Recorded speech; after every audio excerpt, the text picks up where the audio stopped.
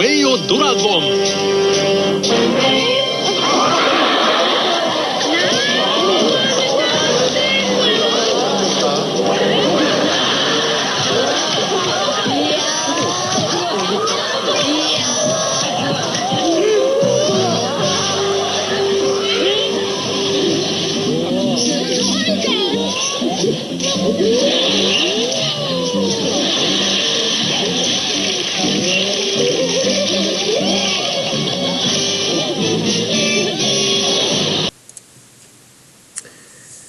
Well, that was Kung Fu Baby. Quite a funny video, a cute little baby. Here we are, geometry students with big ideas. 6.4, the triangle mid-segment theorem. So we'll get into this really quickly. This shouldn't be too long of a lesson. It should go pretty quick. Let's start with our little cartoon, and Calvin and Hobbes building some snowmen. And here he is looking at a horizon over here, and he gets this idea, make this big old snowball. That must have taken him a while. And then Dad comes along, whoa! Sees this guy, this big old monster peering over the snowbank. Alright, so it's Calvin and Hobbes building snowmen again. Alright, so page 181, mid-segment of a triangle. So we've been talking about triangles, relations to the triangles. And mid-segments are going to be from the midpoints of a side here. So you can see that you have side AB, M would be the midpoint, AC, N's the midpoint, P's the midpoint over here. A mid-segment would just be a segment going from one midpoint to the other midpoint. So that's a mid-segment. MP's a mid-segment, NP's a mid-segment, so is MN right here. That's all that is of what a mid-segment is. So you can just write that down. Mid-segment triangle is a segment that connects the midpoints of two sides of the triangle. And then the theorem down here, what the theorem will tell us is that for one, the mid-segment is going to be parallel to the opposite side over here. So this mid-segment here, DE, would be parallel to AC. So if we came up here, MP would be parallel to AC down here. MN is parallel to BC over there, and so on. Obviously, we know since these are midpoints, these are all congruent. We know that already. But another thing we can know about this as well is that the mid-segment is not just parallel to AC, but it's half the length of AC. So DE is 1/2 times AC. So if AC was 10, that means DE would be 5. Alright, let's keep moving. Okay, so on page 182, our extra practice, and this should be fairly easy, just like I just was talking about. Here it is. DE is the mid-segment. Want to find the value of X. So what is the mid-segment if BC is 28? So we know it's parallel, but it's also, this is twice as what this is, or this is half the length of this. So half of 28 would be 14. So that means X would be 14 for that one. DE is 14. This one, D is 15, which is half of what the BC would be. So we just got to multiply that by 2. 15 times 2 would be 30 then for X on this one. BC would be 30.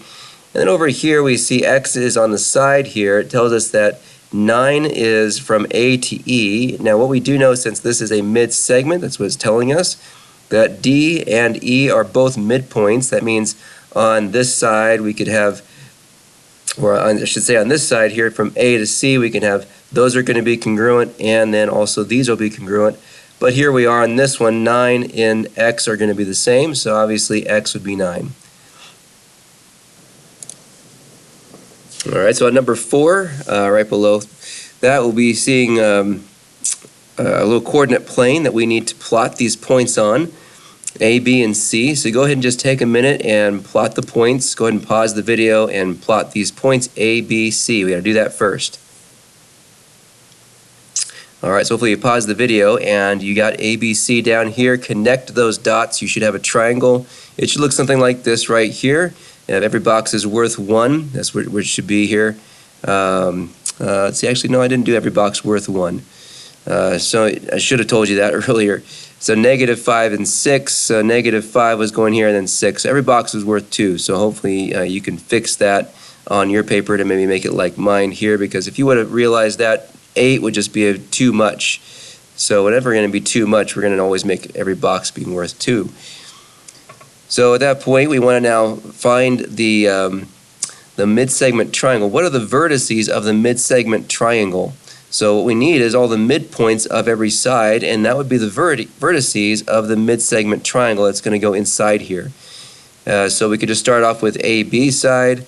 So what's the midpoint for AB? So we just got to add the x's together and divide by 2. So negative 5 plus 3 over 2, and then add the y's, 6 and 8, divided by 2. And so this will end up being 2 over 2, which would give us negative 1. So it'll be a negative 2, I should say, over 2, and this will be 14 over 2, which will give us 7. So there's one vertice right there. Next one, and we could plot that one right there. The next one we could do is BC, so this side over here, so B and C, 3 plus 1 over 2. That's going to give us 4 over 2, which will be 2 for that coordinate of x, and then 8 plus a negative 4. That's going to be really 8 minus 4 over 2. So it's going to be 4 over 2, which would be 2 as well. So 2, 2 on that point. You can plot that one in. So there's a second vertex. We just need the third vertex for the AC side, the midpoint of AC. That will be A and C, so negative 5 and 1. It's going to give us negative 4 over 2. And that will be a negative 2 for the x. And then for the AC for the y's here, 6 and negative 4. So 6 plus a negative 4 or 6 minus 4 would work. That's going to be 2 over 2, which would be 1. So negative 2 comma 1, and that's our last one. So now you can just kind of connect those midpoints together to get your midpoint or mid-segment triangle. That's what that would be, the mid-segment triangle. So plot that, plot those midpoints, and then connect the dots as well for that. Now number 5, it says, what is the perimeter of DEF, the triangle that's inside here? That's the mid-segment triangle that's inside here. As you can see, these are all midpoints with the congruent marks there. So D is a midpoint, E is a midpoint there because of the congruent marks.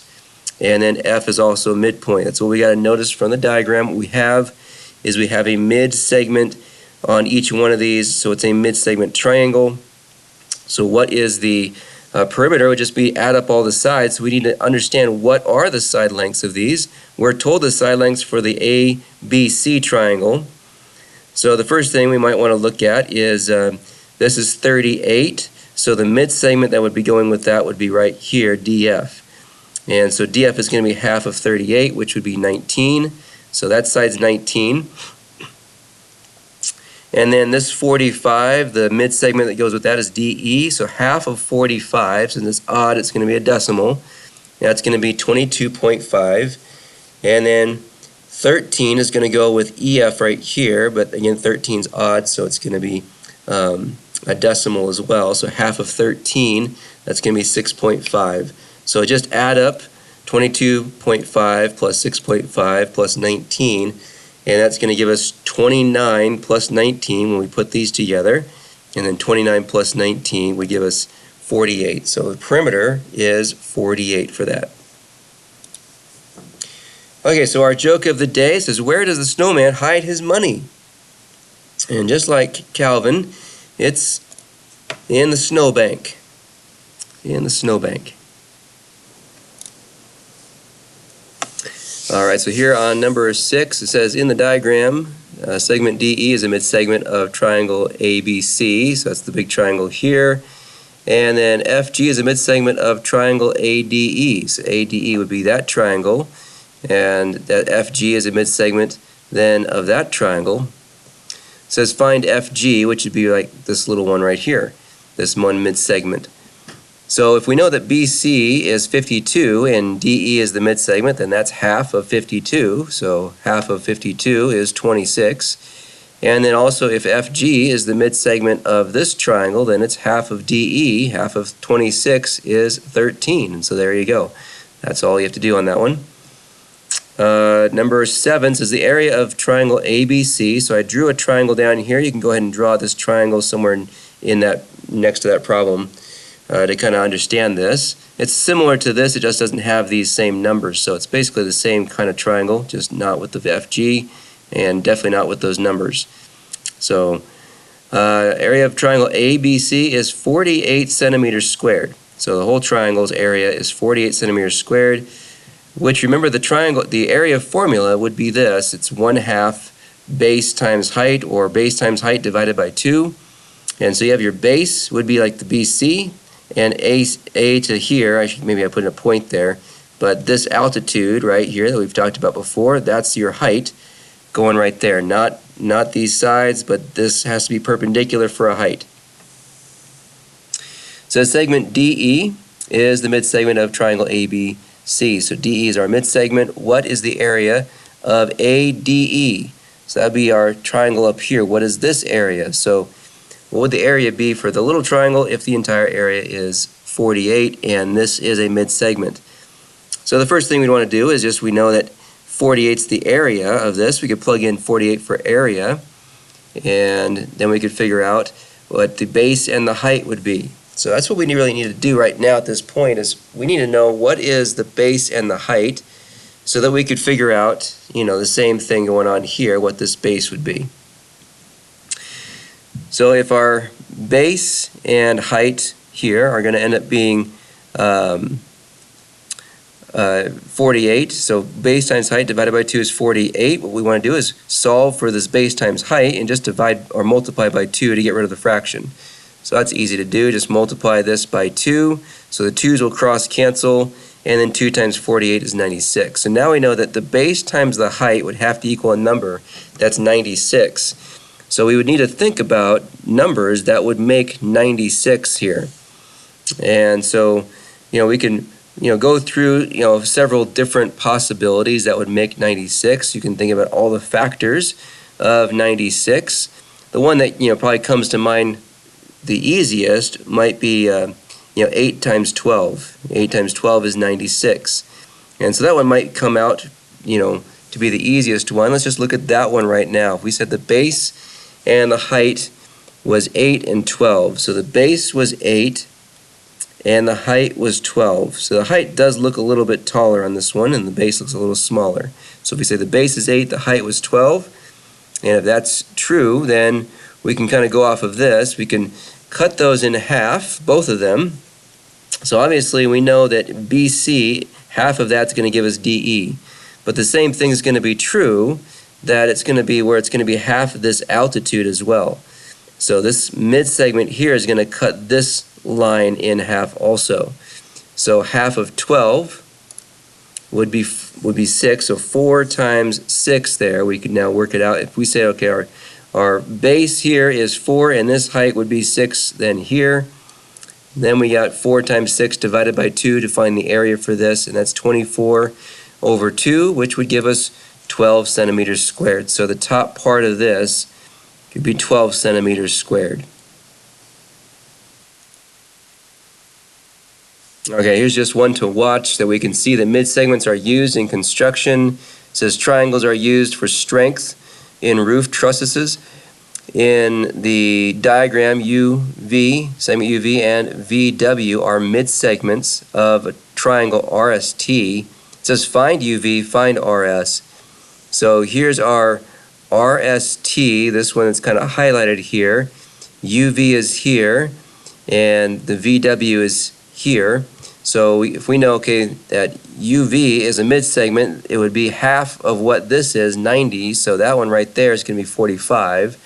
And over here, we know that if this midsegment is 57, it's going to be half of what this one is over here. So multiply 57 times 2, and that's going to be 114. That's all that is.